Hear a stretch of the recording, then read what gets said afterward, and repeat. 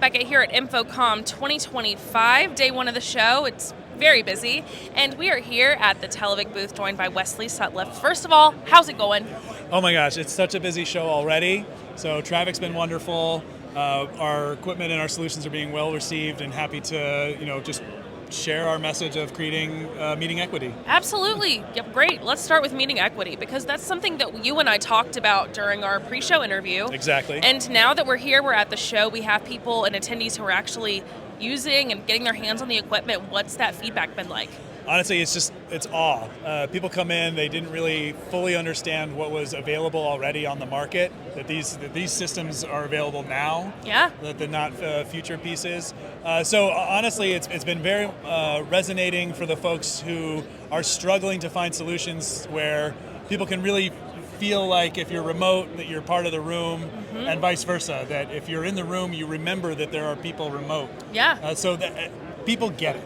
Yeah. It's been going well. That's awesome. I think that over the next couple of days, our hope really is just to let people know that there are products that are already out there. We have solutions. There are tons of other things that are here at the show, and we're happy to be a part of it. Yeah. I mean, tell me a little bit about, the story that you're telling here in the booth. Yeah, so in our booth we have lots to cover, but overall the big message is meeting equity. And what we want to be able to do is show how, whether you are in the room, or if you are remote, or if you're just in another room on a campus, we have the tools to bring video and audio within the space so that you feel like you're all together. So that's kind of like the larger overarching story. And we do that with a number of different ways. We're using audio over IP with Dante or AS67. We have video over IP as our proprietary network that plays well with all the other folks who are here. And really just ties in with unified communication platforms like Teams or Zoom or WebEx. And just bringing that all together and letting people know that this isn't some daunting stacks on stacks of technology partners. This can be done with very few systems playing collaboratively.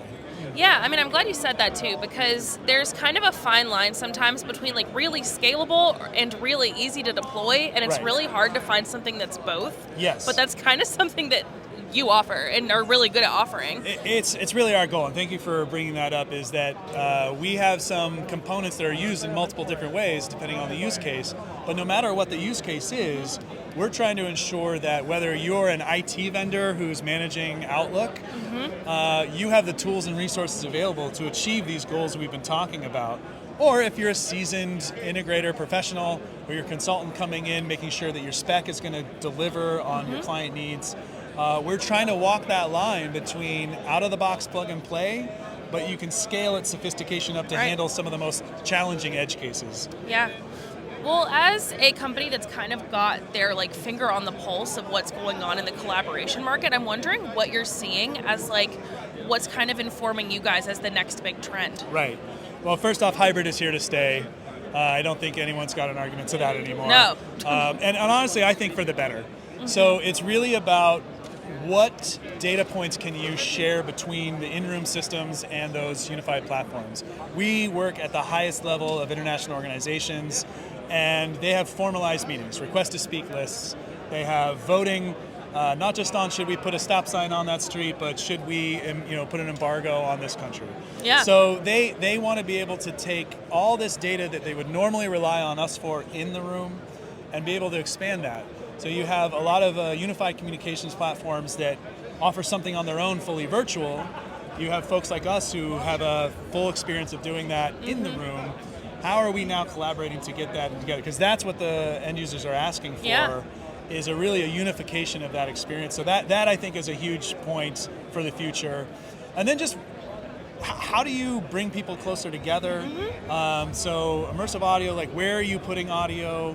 Headphone for interpretation, is it going to be video? Where am I going to have my monitors and such like that? Just really bringing everybody together. And honestly, to kind of wrap that point up, is everyone's now used to this kind of Hollywood Squares piece.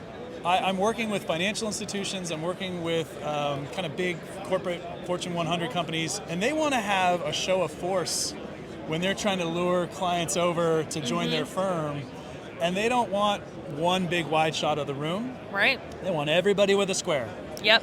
And if they got 20 people in the room, I want 20 squares Too bad. up on the board. Oh, yeah. And so we're looking to see how we can expand. We've got up to 6 right now. Yeah. But people keep asking for more and more and more, and that's really what we're exploring. Okay.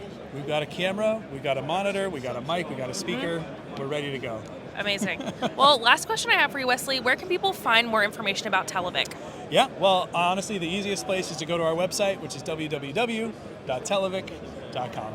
Amazing. Well, thank you so much. I appreciate your Thanks, time. Steph. And don't forget, on our side as well, you can go to ravepubs.com/InfoComm for all your InfoComm news. Again, I'm Steph Beckett, and we'll see you next time. Bye.